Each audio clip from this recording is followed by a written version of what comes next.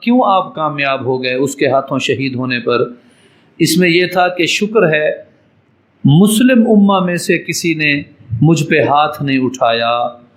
اگر وہ مجھ پہ مسلم امہ میں کوئی سے آدمی ہاتھ اٹھاتا تو یوں ہوتا گویا کہ میں یا اس کے حقوق ادا نہیں کر رہا، یا میں اس کی خدمت میں کمی کر رہا ہوں، یا میں نے خلافت کا حق ادا نہیں کیا. تو اس میں یہ خدشات تھے. اگر مجھے مسلمان کی بجائے کسی کافر نے مارا ہے، کسی مجوسی نے مارا ہے، تو مجوسیوں کو تو تکلیف تھی، کافروں کو تو تکلیف تھی. ان کے بت خانے بجھا کر وہاں محمد کا پرچم لہرانے والا عمر تھا، انہیں تو تکلیف تھی کہ مصر پر آپ نے، شام پر آپ نے، حمص پر آپ نے، ایران پر آپ نے، عراق پر آپ نے محمدی پرچم لہرائے تھے. انہیں دو لخت کر کے رکھ دیا تھا، ان کے ٹکڑے ٹکڑے کر کے رکھ دیے. ان کی طاقت کا وہ شیرازہ بکھیرا کہ پھر وہ سمٹ کبھی نہ سکے، پھر وہ پلٹ کے دوبارہ اس قوت میں نہ آ سکے. تو اس لیے ان کو یہ غصہ تھا اور اس غصے کو انہوں نے نکالا.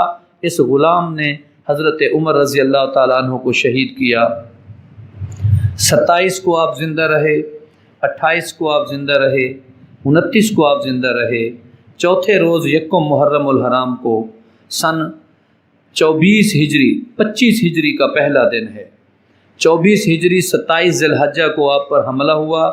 25 ہجری ذی الحجہ میں محرم الحرام میں یکم کو آپ اس دنیا فانی سے ہمیشہ کے لیے چلے گئے اور شہادت کے عالی منصب پر چلے گئے. کہتے ہیں مختلف زمینیں مختلف شہیدوں کی گواہیاں دیں گی. بدر والوں پہ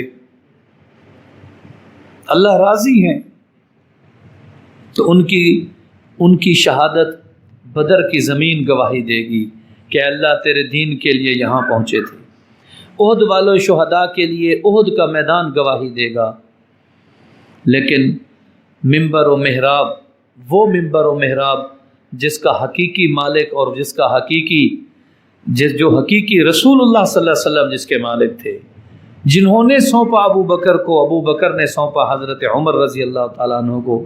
قیامت کے دن مسجد نبوی کا ممبر و محراب کھڑا ہوگا اور حضرت عمر کے حق میں گواہی دے گا کہ یہ وہ ہیں جنہوں نے اللہ کے دین کو پھیلایا تھا. یہ ہیں وہ حضرت عمر جنہوں نے دنیا میں اللہ کے دین کو رائج فرمایا تھا.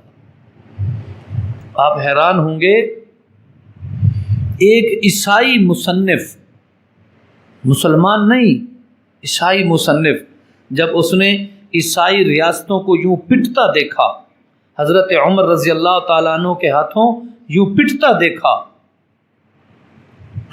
تو اس نے لکھ دیا کہ یہ تو ایک عمر ہے.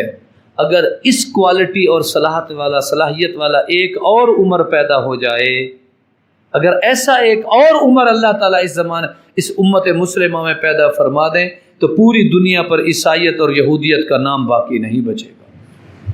یہ وہ حضرت عمر رضی اللہ تعالیٰ عنہ تھے. حضرت عمر رضی اللہ تعالیٰ عنہ نے جب خلافت سنبھالی تو اس وقت اسلامی سلطنت کا دائرہ کار جو تھا وہ عرب سے تھوڑا آگے بڑھا تھا. کوئی اتنا طویل و عریض خطہ اسلام کے پاس نہیں تھا. جس وقت آپ اس دنیا سے رخصت ہوئے 22 لاکھ مربع پیل پر اللہ کے نبی کی شریعت رائج ہو چکی تھی. 22 لاکھ مربع میل پر اللہ کے نبی کی شریعت رائج ہو چکی تھی، عملاً رائج ہو چکی تھی.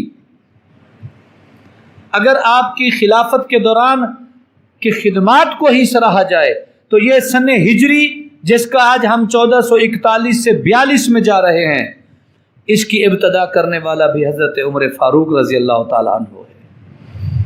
ایک چٹھی اور ایک خط حضرت عمر رضی اللہ تعالیٰ عنہ نے دیکھا، اس پہ کوئی سن نہیں.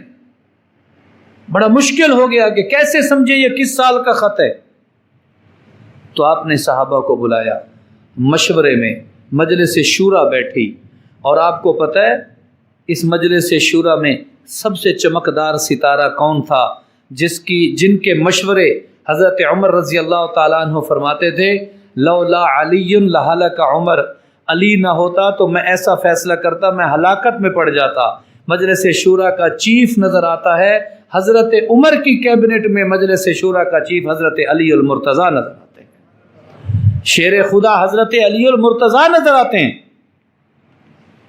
اور آئیں کیوں نہ، قرآن کہتا ہے رحماء بینہم، یہ ایک دوسرے کے ساتھ بڑے مہربان ہیں۔ قرآن کہتا ہے مہربان ہیں، تاریخ کہتی ہے ایک دوسرے سے دور ہیں۔ اب نصیب اپنا اپنا، کوئی تاریخ کے چیتڑوں کو چاٹے یا کوئی قرآن کو سر کا تاج بنائے۔ کوئی قرآن کو سر کا تاج بنا لے، یہ اس کا اپنا مقدر، اور کوئی تاریخ کے ان چیتڑوں پہ اپنی زندگی ضائع کر دے، اپنے عقیدے برباد کر دے، یہ اس کا اپنا مقدر ہے۔ لیکن بات یہ ہے، قرآن کہتا ہے رحماء بینہم، یہ بڑے رحم دل تھے، ان کا بڑا پیار تھا۔ حضرت علی المرتضیٰ، حضرت عمر کا تقویٰ دیکھیں، پرہیزگاری دیکھیں۔ حضرت علی المرتضیٰ رضی اللہ تعالیٰ عنہ ایک مرتبہ بیت المال میں آپ سے ملنے آئے، آفس میں، دفتر میں۔ آپ نے حضرت علی رضی اللہ تعالیٰ نے جب سلام کیا، آپ نے ثواب ارشاد فرمایا وعلیکم السلام، اور ساتھ فوراً پوچھا کیسے آئے؟ تو انہوں نے کہا جی مجھے آپ سے کچھ ذاتی معاملہ ہے، ذاتی کام کے لیے آیا ہوں، قومی اور اجتماعی کام کے لیے نہیں آیا، ذاتی کام کے لیے آیا ہوں۔ اللہ کی قسم جب ہم اس واقعے کو پڑھتے ہیں تو کسی اور کو کیا تنقید کا نشانہ بنائیں، ہم جس اداروں میں بیٹھے ہیں ہم ان اداروں کے متعلق سوچنا شروع کر دیتے ہیں ہمارا کیا بنے گا۔ پوچھا آپ کس لیے آئے ہیں؟ انہوں نے عرض کیا جی آپ سے ذاتی طور پر ملنے آئے ہیں۔ ایک دیا جل رہا تھا، دیا، آپ نے فوراً اسے پھونک ماری، وہ بجھ گیا، پھر دوسرے دیے کو روشن کر دیا۔ حضرت علی رضی اللہ تعالیٰ عنہ پوچھنے لگے یہ کیا حکمت ہے؟ دیا تو یہ بھی جل رہا تھا، روشنی تھی، بیٹھ کے باتیں کرنی تھی، اور آپ نے اسے بجھا دیا، دوسرے کے ساتھ ایک اور رکھے ہوئے دیے کو جلا دیا۔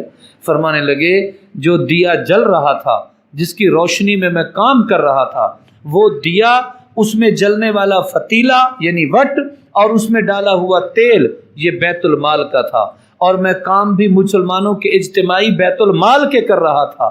چونکہ آپ نے مجھے ذاتی طور پر ملنا ہے، دیا تو جلے بیت المال کا اور کام کرے ہم ذاتی، میں عمر اللہ کو کیا جواب دوں گا؟ میں کیا جواب دوں گا؟ اپنے ذاتی کاموں کے لیے قومی چیز کو استعمال میں لے آؤں، قومی چیز کو استعمال میں لے آؤں جس میں ہر ایک مسلمان کا حق ہے، چاہے وہ ایک قطرے کا 1000واں حصہ صحیح، حق ہے ہر ایک کا۔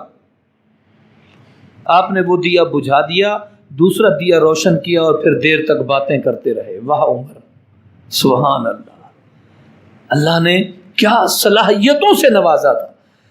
میرے یارو، نبی علیہ الصلوۃ والسلام کا اعتماد سنو، آقا علیہ الصلوۃ والسلام کا بھرپور اعتماد سنو۔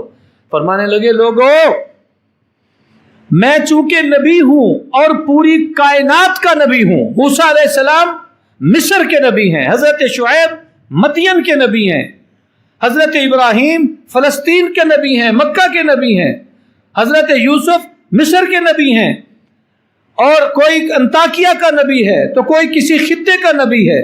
اللہ نے مجھے پوری دنیا کا نبی، پوری کائنات کا نبی بنایا ہے، تو میرے پوری دنیا میں عرش سے لے کر فرش تک ان کاموں میں میرے ساتھ مدد کرنے والے، میرا بوجھ اٹھانے والے میرے وزیر 4 ہیں، 2 میرے وزیر آسمانوں پر ہیں، 2 میرے وزیر زمین پر ہیں۔